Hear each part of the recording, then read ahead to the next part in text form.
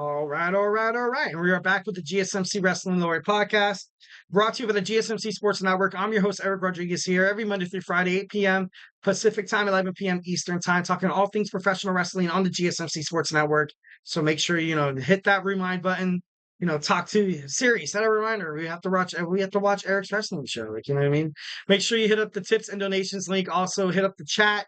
Tell me how you're feeling tonight. Tell me what you like. Tell me what you don't like in terms of professional wrestling. 1,010%. This show, all about the audience, obviously. So let's dig on into our fourth segment, blood and professional wrestling. I like it. I like it. A lot of fans, they still kind of, still a hit or miss for a lot of people. But, I think ultimately blood and professional wrestling seems like it, kind of fits. Kind of fits. So, it's crazy. It's crazy. I'm not saying that the WWE universe is violent because we're not, maybe. I'm just kidding now. Uh, so so the reason why they use blood, the reason why they started using blood in professional wrestling is they kind of, blood makes the segment real. When you see somebody like, pouring blood, you know, begging for their lives, seeing that they're losing a lot of blood and they're like all woozy, kind of sets in a sense of like, kind of like a little bit of like a realism, you know what I mean? Dynamite, obviously, AEW uses it a lot.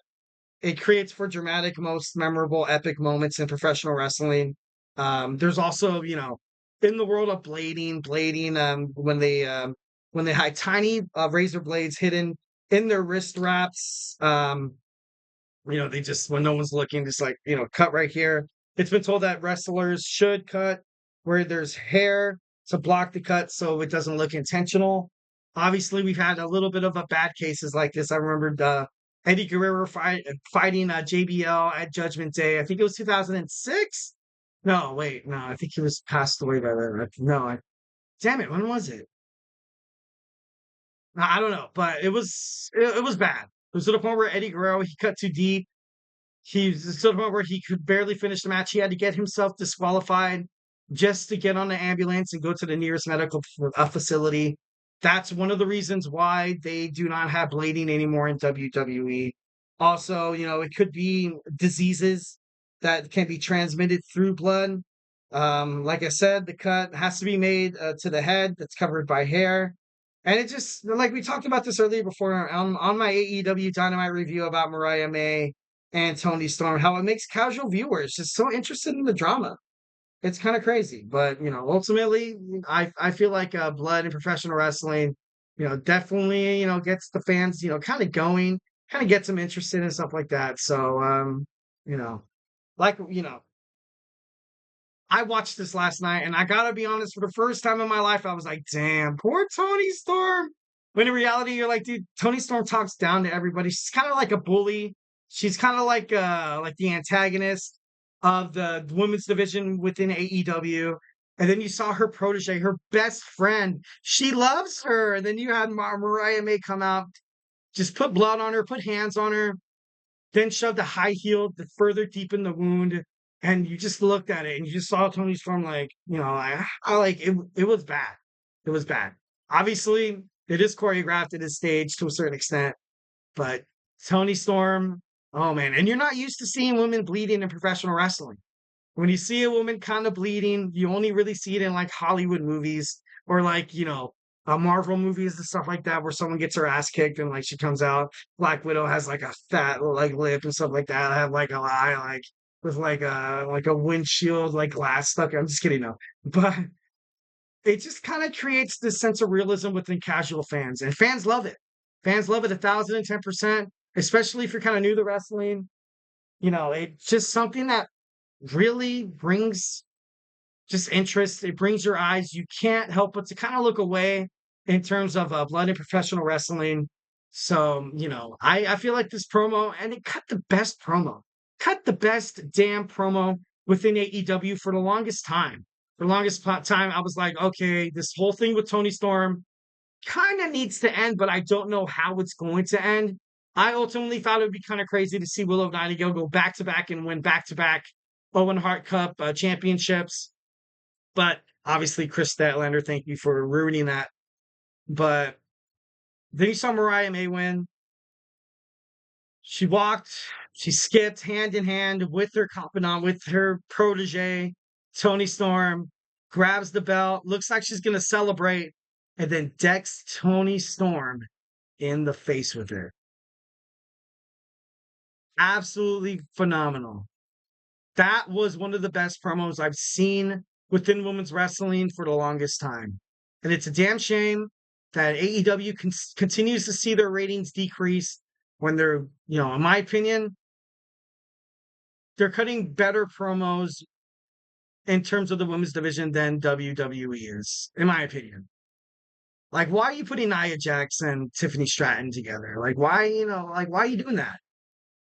Why is Liv Morgan trying to ride on Dom and trying to piss off Rhea Ripley? And then Rhea Ripley comes back and everyone's like, oh my God, like she was cheating with your man and stuff like that. Like, yeah, like I guess that kind of aspect of it, it kind of does sense a little bit of realism to it.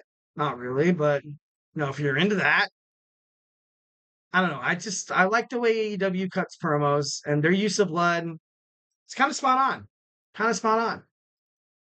Once again, we have another instance in professional wrestling. Obviously, this was before the PG era, where WWE kind of started dealing away with blood. As of July 22nd, 2008, WWE wanted to tell more compelling, sophisticated stories by doing away with blood altogether. Kind of crazy. I think a couple of wrestlers were actually fined for blading, but although it probably ran up their numbers by a crap ton, but they're like, you know what, you'd still do something bad. Like you can't do that. But yeah, next we have Triple H, Cactus Jack at Royal Rumble 2000. You saw the barbed wire, Cactus Jack. I think this was no, because I think there was Royal Rumble and then there was No Way Out. And these guys were just going ham on each other. These guys hated each other. One of the greatest feuds in the late Attitude Era definitely has to be Mick Foley and Triple H. One of the best feuds in professional wrestling history. I would say kind of like top six. I would say it's like top six. Definitely. Mick Foley, sick, conniving, schizophrenic, doesn't know who he is. He's also mankind. He can be Dude Love. He can also just be big old, plain, lovable Mick Foley from Long Island, New York. And Triple H, obviously a rising star during this time. So young. Oh my God, I can't believe how young he looks in that picture. Triple H is also someone that, is a huge kind of a victim from blading. If you look up online, WWE stars who bladed, all the scars, it just looks bad. It looks like so bad. I think I saw a picture of Shawn Michaels, and like they showed his scars, like they got really up close and personal with them. I was like, dude, imagine like walking around just knowing that you kind of have those. And you're like, but a lot of people love watching the match. Like, I would never do that. Screw that. Hell no. You guys could watch some good old fashioned wrestling, storytelling. Good storytelling doesn't really need blood. From someone who's working within the system, you think that way. But as a wrestling fan, you're like, I want to see more blood, baby. Let's see more blood. We want blood. We want blood. We want blood. So yeah, I just thought it was kind of interesting. Obviously, the two people in professional wrestling who have a huge history of kind of bleeding and stuff like that. Triple H and Cactus Jack, Mick Foley, Mankind. And next we have kind of your more recent kind of jump into introducing blood within professional wrestling again on WWE. Cody Rhodes stepped aside for The Rock. The Rock was ultimately going to fight Roman at WrestleMania 40 to, decipher who's going to be the head of the table. But Cody Rhodes couldn't let it fly. He got upset. He wanted to finish the story, and the fans as well. The fans got they went nuts. They went absolutely nuts, 1,010%. This is kind of more of a modern day age of professional wrestling. Kind of when you saw Triple H took over, there's no doubt in my mind that he sat down with The Rock, and him and The Rock were like, look, we both kind of were brought up during the Attitude Era. We both know what kind of sells. We kind of were brought up when WWE was ultimately kind of failing and losing viewership. We kind of know the do's, we know the don'ts, and we know the never going to happen again. So then you had this match. You had this promo. which absolutely brought fans into the whole final boss thing. Even The Rock, he claims himself as the greatest heel in WWE history, self-proclaimed. But using blood, we know The Rock comes from Hollywood. We know he's been in thousands and thousands of movies and appearances and media watches and just all this other stuff. So there's no doubt in my mind that The Rock definitely has someone behind the curtains there. Maybe like a WWE creative, guru recently hired, definitely recently hired, not really influenced by Bruce Pritchard just yet.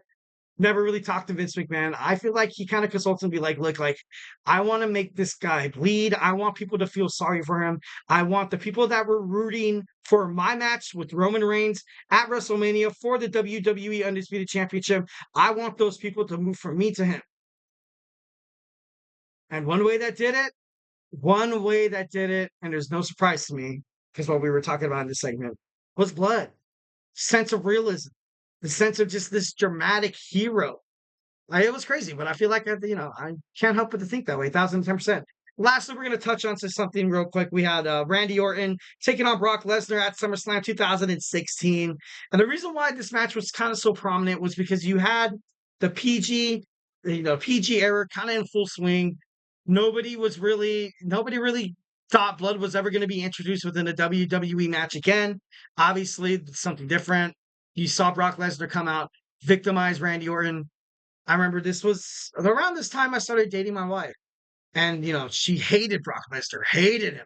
I was like, babe, like, why do you hate Brock Lesnar for? This is just, it's just wrestling. You know what I mean? She's like, she didn't have to make him bleed. And like, she knows it's, choreographed and staged and stuff like that. But they brought her in by what? Just the blood. When you see blood, you get like, I know when I see blood, I get like a little like, oh, like something's happening for real. Either if my kid falls off her bike and then she hurts her elbow and she's like, oh, that hurts. And then there's not really any blood. So I'm like, all right, honey, like, you're good, baby. You're good. Kiss the boo-boo, continue playing. But then when something bleeds, oh my God, she gets off her bike and she's like, Daddy, oh my God, I think I gotta go. Like, it's those emotions that drive the viewers within WWE. And I know it's kind of a weird, like, little comparison comparing WWE and what gets them ratings with blood and my poor, beautiful daughter falling off a bike. But it's crazy how people, in the sight of blood, how it just draws people in, how it just creates this kind of realist, just kind of, I don't know. It's kind of crazy, but, not really surprising that's the whole case and stuff like that. So, yeah. All right, guys, do not go anywhere. We talked about blood and professional wrestling. Now we're going to end this segment. I know y'all are getting ready for Emran Soccer Podcast. I always do this to you guys. I apologize for going over time all the time. We're going to talk about Thursday's Superstar Spotlight. We're going to talk about All Ego, the newly crowned NXT World Champion, Ethan Page. So, hey, do not go anywhere.